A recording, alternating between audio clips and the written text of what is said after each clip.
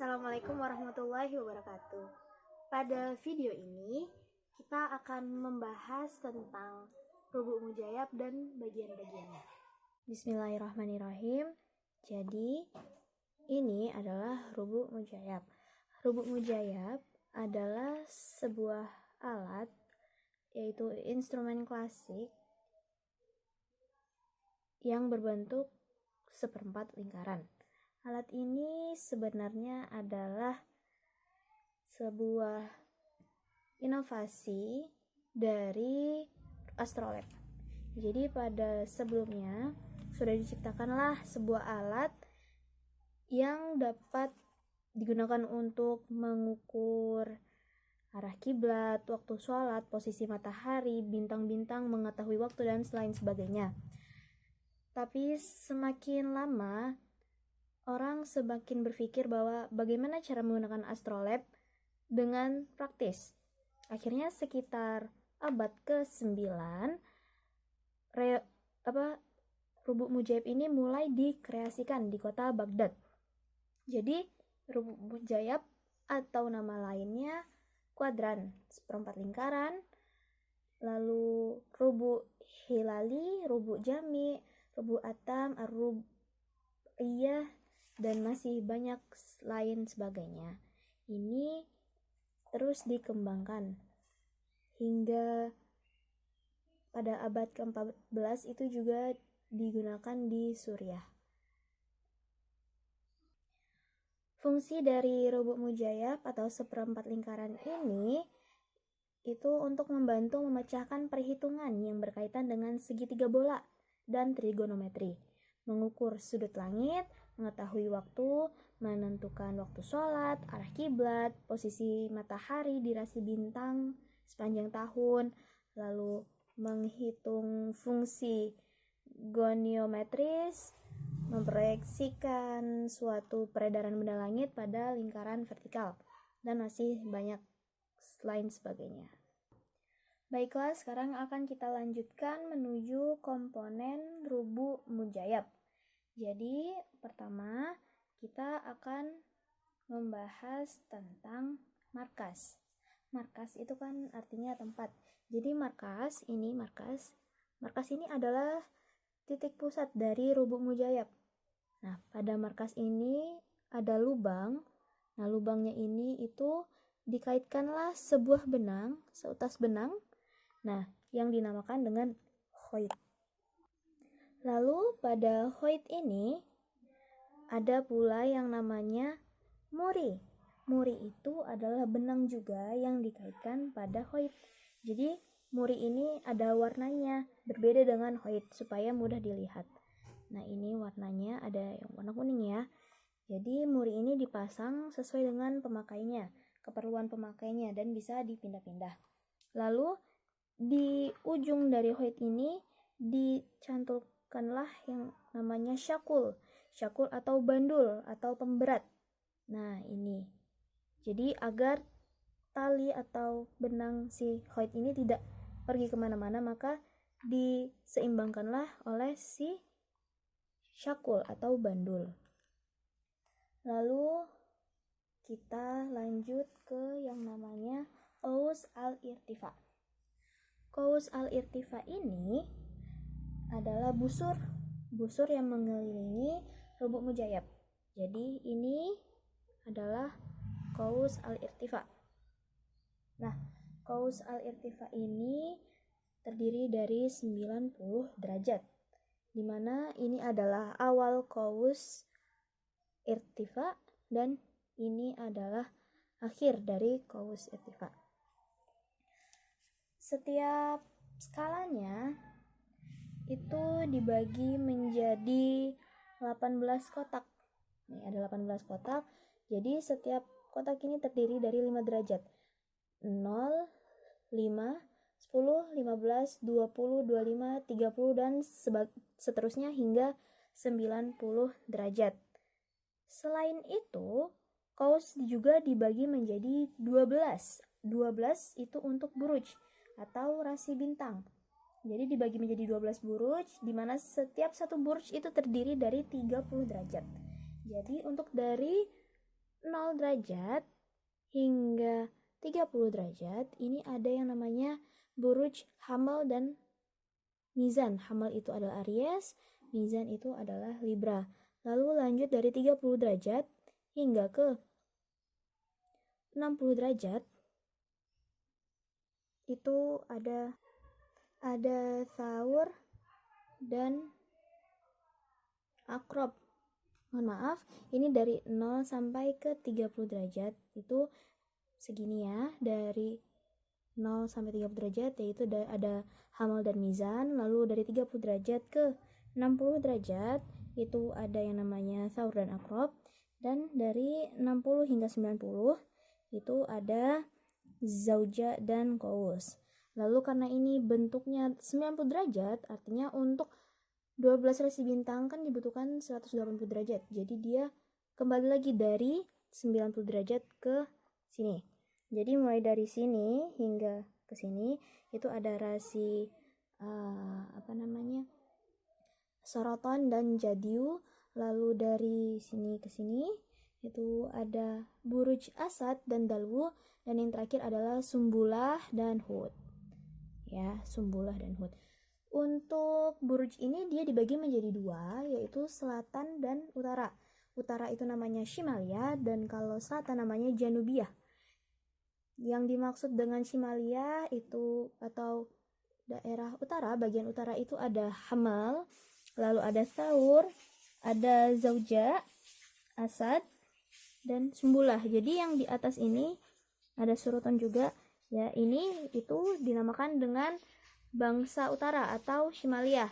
Sedangkan buruj di bangsa selatan atau Janubiyah itu ada Mizan, ada Hud, ada Akrab, lalu ada Dalwu, ada Qaus, dan ada Jadiu. Nah, ini adalah bangsa selatan. Buruj bangsa selatan. Lalu selanjutnya adalah Jaib al-Tamam. Jaib al-Tamam itu adalah garis lurus yang ditarik dari markas ke awal kaus, dari sini ke sini. Itu namanya Jaib Tamam. Ini adalah awal Jaib Tamam, yang ini adalah akhir Jaib Tamam. Lalu ada juga yang namanya Asitini. Asitini itu dia dari awal markas ke akhir kaus. Jadi mulai dari sini sampai sini itu namanya Asitini. Nah, Asitini dan Jaib Tamam itu sama-sama dibagi menjadi 60 derajat karena dia ini modelnya rubuk munjab ini seksagesminal, ya. Jadi kalau misalnya Jaib al-Tamam itu sinus dari tinggi suatu benda yang dilihat. Lalu ada Jaib al-Mangkusah. Jaib al-Mangkusah itu adalah setiap kala yang ditarik garis lurus dari Jaib Tamam ke arah kaus irtifa. Jadi dari sini ke sini itu namanya Jaib al-Mangkus, atau seperti proyeksi dari asit ini. Nanti proyeksi itu ada di pelajaran trigonometri juga. Lalu ada Jaib Mabsutah. Jaib Mabsutah itu setiap kala yang ditarik garis lurus dari asit ini ke kaus irtifa atau proyeksi dari Jaib Tamam. Nah, selanjutnya itu adalah kaus al-Asraini. Kaus al-Asraini ini adalah kaus dua asar, yaitu dua garis yang biasanya terputus-putus. Garis ini bermula dari awal kaus hingga 42 derajat, 33. Jadi kan seperti ini 30, lalu ini 35, 40, ya di sekitar sini 40 ke 42. 1, 2 di sini. Nah, ini adalah yang namanya kaus asraini. Nah, kaus asraini ini adalah asar untuk mazhab Imam Syafi'i. Satu lagi itu ada yang namanya kaus mazhab Imam Hanafi, itu sampai 26 derajat. Jadi dari sini menuju 26. Ini 15, 20, 25, 26. Dari sekitar sini juga. Nah, untuk gambarannya mungkin ada di satu sini, karena di sini tidak ada ditunjukkan ya. Jadi ini ada contoh lainnya. Nah ini nih, garis ini adalah qaus asar. Qaus asar yang mazhab Imam Syafi'i. Oke. Baiklah, bagian selanjutnya adalah dairah mail a'dham. Dairah mail a'dham itu adalah suatu garis lengkung berbentuk seperempat lingkaran yang menggambarkan deklinasi maksimum matahari. Jadi mail a'dham itu deklinasi matahari ya. Yang maksimal dairah mail a'dham itu besarnya adalah sekitar 24 derajat atau lebih telitinya 23 derajat 27 menit. Nah, deklinasi matahari yang seperti yang kita pernah pelajari sebelumnya. Jadi dia ini namanya dairah mail a'dham. Di lengkungan ini namanya dairah mail a'dham. Satu ujungnya pada sit ini dan satu ujungnya pada jait tamam. Sit ini dan jait tamam. Jaraknya dari markas sepanjang 24 derajat. Nah, sekitar 24 derajat. Ya. Lalu selanjutnya adalah qaimatul dhilli. Qaimatul dhilli ini ada dua garisan yang titik-titik. Nah, ada titik-titik ini. Nah, kalau yang pertama itu jika awalnya itu dari sit ini ke qaus irtifa, berarti namanya adalah qaimatul dhilli mabsuthah. Mabsut. Qaimatul dhilli mabsut bil aqdam bil aswabi'. Nah, ini yang aqdam, ini yang aswabi'. Tapi kalau misalnya titik-titik itu berasal dari jait tamam menuju qaus irtifa, itu namanya qaimatul dhilli mangkus. Ini qaimatul dhilli mangkus, titik ini. Nah, yang pertama ini qaimatul dhilli mangkus yang bil aqdam, yang kedua qaimatul dhilli mangkus bil asabi'. Nah, yang terakhir ini adalah hadafah. Hadafah itu adalah lubang pengintai yang terdapat dalam rubuk mujayyab, posisinya sejajar dengan asit ini. Jadi ini adalah asit ini. Nah, di sini itu nanti ada yang namanya hadafah atau lubang pengintai. Posisinya sejajar dengan asit ini, ya. Terima kasih. Selanjutnya adalah perhitungan trigonometri dalam penggunaan rubuk mujayyab. Jadi sebelumnya kita sudah mengetahui bahwa dari markas menuju akhir qaus dinamakan asit ini, dan dari markas menuju awal qaus disebut sebagai jait tamam. Jadi asit ini yang atas ini direpresentasikan sebagai penggunaan aturan sinus, dan untuk ini jait tamam menggunakan aturan cos. Pertama, untuk penggunaan rumus sinus. Nah, sinus ini dirumuskan sebagai depan bagi miring, ya. Semisal kita akan menghitung sin dari 30 derajat, bagaimana caranya? Jadi pertama dari awal qaus, ini dari awal qaus, tarik khoit menuju ke sudut 30 derajat di sini ya, 30 derajat. Lalu dari sini itu kan ada garis nih. Nah, garisnya ini ditarik ke atas. Nah, ditarik ke atas ini juga sama dengan 30. Nah, 30 yang di sini itu dibagi dengan 60 karena modelnya itu hexagonal kan. Jadi 30 dibagi 60, hasilnya sama dengan setengah. Berarti sin dari 30 derajat itu adalah setengah atau 0,5. Oke, selanjutnya adalah penggunaan aturan kosinus. Jadi semisal kita mencari cos dari 60 derajat. Jadi khoit ini diarahkan ke sudut 60 derajat kan di sini. Ya. Lalu kalau untuk kosinus berarti dia menggunakan jait tamam. Nah, ini ditarik ke sini. Ini kan kita mendapati hasilnya adalah 30. Lalu 30 ini nanti dibagi dengan 60. 30 bagi 60 itu sama dengan setengah atau 0,5. Berarti cos dari 60 derajat adalah setengah, begitu. Oke, selanjutnya adalah untuk perhitungan tangan. Jadi semisal kita mencari tan dari 40 derajat. Jadi pertama-tama arahkan hoid menuju ke 40 derajat. 40 derajat. Lalu ukur ke atas menggunakan garis. Ini sitininya ke sitini. Dia mendapat berapa hasilnya? Nah, ini ada hasilnya yaitu sekitar 38,5, hampir 5 ya, 38,5. Lalu untuk ke garis menuju jahit tamam dia ada 46. Nah, jadi kalau misalnya model sin dan cos tadi kan dibagi 60 derajat, berbeda dengan yang namanya tangan. Kalau tangan ini rumusnya adalah sin bagi cos, atau sit ini tadi dibagi dengan jahit tamam. Jadi sit ininya tadi atau sinnya itu adalah 38,5 dibagi dengan 46. Nanti akan menemukan hasil sekitar 0,836 sekian. Sedangkan untuk perhitungan kosinus dan secant itu hanya kebalikan dari sin dan cos. Jadi kalau misalnya cosecant itu adalah 1/.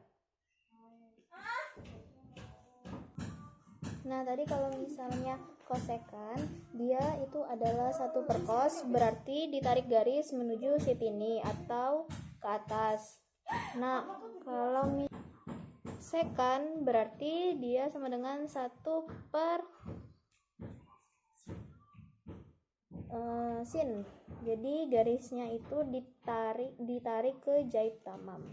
Jadi kebalikannya, untuk mencari sin itu sama dengan mencari cosecant. Kalau mencari cos sama dengan mencari secant. Lalu untuk mencari kotan berarti tinggal dibalik, yang awalnya kalau di tan adalah sitin dibagi jahit tamam, sedangkan kalau di kotangan itu adalah jahit tamam dibagi oleh sitini. Selanjutnya adalah perhitungan matematika dalam rubuh mujayab. Permulaannya kita akan mengaplikasikan pada model penjumlahan dan pengurangan. Pertama, kita akan mencari jumlah dari sin 23 derajat ditambah sin 35 derajat. Nah, pertama-tama arahkan hoid menuju ke sudut 23 derajat. Ini 20, 21, 22, 23, sin 23 derajat. Lalu dari sini itu tarik garis ke asit ini, yaitu ke atas. Nah, tarik ke atas, lurus ke atas. Nah, kita akan menjumpai sudut. Di sini ada sudut berapa ini? 20, 21, 22, 23, 23,20, seperti misalnya 23,26, karena ini kan tidak pas untuk di tengah-tengah ya, nggak pas banget di tengah-tengah. Lalu selanjutnya adalah sin 35 derajat. Nah, tadi kan ini hasilnya udah dapat nih, yang sin 23 derajat itu 23,26. Sekarang sin 35 derajat berarti arahkan lagi hoidnya ke 35 derajat. Ini 30, di sini 35. Nah, di sini dia sin 35-nya hampir menuju ke 35 ya, teman. Itu 34,24 sekitar seperti itu. Lalu tadi sin 23 itu kan 23,26. Nah, sin 35 itu 34,24. Jadi 23,26 ditambah 34,24 ditambah, lalu hasilnya dibagi dengan 60. 23,26 ditambah 34,24 itu akan menghasilkan 57,5. Lalu 57,5 ini dibagi 60. Nanti hasilnya adalah 0,9583. Hal ini berlaku sama untuk penggunaan kos dan tangan. Nah, jadi kalau untuk penjumlahan dan pengurangan itu pertama mencari hasilnya dulu, dinaikkan Hoid itu, garisnya itu kita tuju ke sheet ini atau jib tamam. Kalau sudah dapat, nanti kalau soalnya itu ditambah maka ditambah, kalau soalnya dikurang itu maka dikurang. Setelah mendapatkan hasilnya baru dibagi 60 seperti itu. Oke, contoh satu lagi, misalnya cos 55 derajat dikurangi sin 30 derajat ya. Jadi pertama cos 55 derajat, arahkan ini Hoid menuju ke sudut 55 derajat. Dimana dia? Di sini. Nah, di sini karena dia suruhannya cos, berarti karena suruhannya itu cos, maka tarik ke jaib tamam kan, dari sini ya. Ini kan. Nah, di sini agak mana dia? Ya. Oke. Hasilnya itu 30. Ini 35, di sini 34. Ini kan agak mendekati 35 ya. 34,26. 3,4,24. Belum sampai 0,5. Lalu selanjutnya dikurangi sin 30. Nah, Hoidnya ke derajat 30. Habis itu ditarik ke atas. Nah, hasilnya juga 30 kan. Berarti tadi 34,24 ditambah 30 baru dibagi 60, hasilnya itu kok ditambah dikurang. Jadi kan cos 55 derajat dikurangi sin 30 derajat. Berarti 34,24 dikurangi 30 itu hasilnya 4,24 dibagi 60. Jadi hasilnya 0,07. Nah, gitu. Oke, selanjutnya ini adalah perkalian dan pembagian dalam rubuk mujayyab. Nah, permisalan nih kita hitung sin 45 derajat dikali sin 75 derajat. Nah, pertama-tama kita tuh arahkan Hoid ini ke 45 derajat. Nah, udah diarahkan 45 derajat, lalu ditarik nih garis lurus ke atas. Wow. Ini ke sini. Sini ya. Nah, jadi ini diarahkan ke sini. Nah, murinya tuh digeser, teman. Iya. Nah, murinya digeser ke arah hasil dari sin 45 derajat. Habis itu, karena udah digeser, baru kita cari sin 75 derajat. Sin 75 derajat dari di sini 75 derajat. Nah, habis itu kita lihat ini tadi murinya kan di sini. Kita tarik ke lurus murinya nih ke atas. Berapakah hasilnya? Deng. Hasilnya itu sekitar 40. Ya. Ini 40 kan. 40 hampir ke 41. Jadi ini di tengah-tengah sini. Jadi sin 45 derajat dikali sin 75 derajat itu nanti terakhirnya baru dibagi 60. Karena ini udah dapat 40, sekian, hampir 41, nanti dibagi 60 derajat. Jadi 40,58 dibagi 60 sama dengan 0,67. Baik, untuk yang pertama kita akan menghitung algoritma hisab bujur ekliptika. Nah, jadi ada tabelnya ya. Jadwal Darojatus Syam. Jadi ada nama bulannya, tafawut, buruj, dan arahnya. Kalau bulan Januari tafawutnya itu 9, burujnya itu namanya Capricorn atau Jadiu. Habis itu arahnya selatan dan seterusnya hingga Desember.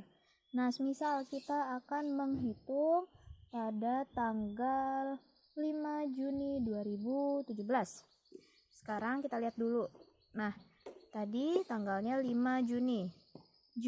Bulan Juni itu tafawutnya ada 9 ya.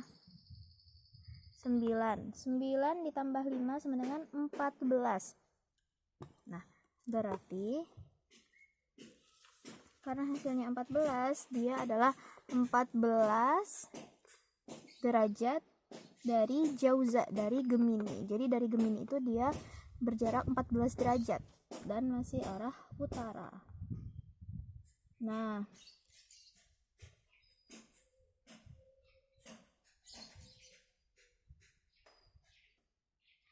karena tadi adalah 14 derajat dari Jauza, jadi kita akan menghitung berapa sih ELM-nya atau ekliptik longitude matahari. Jadi bujur ekliptika matahari, berapa sih ELM-nya?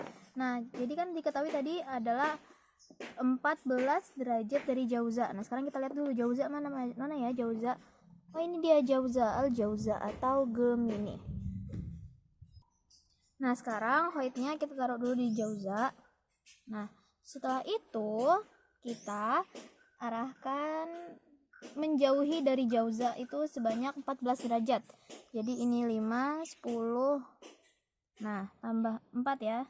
1, 2, 3, 4. Nah, di sini 14 derajat dari Jauza. Nah, sekarang kita hitung dari awal kaus. Dari awal kaus di sini ada 0. Nah, di sini 74, jadi 74 derajat.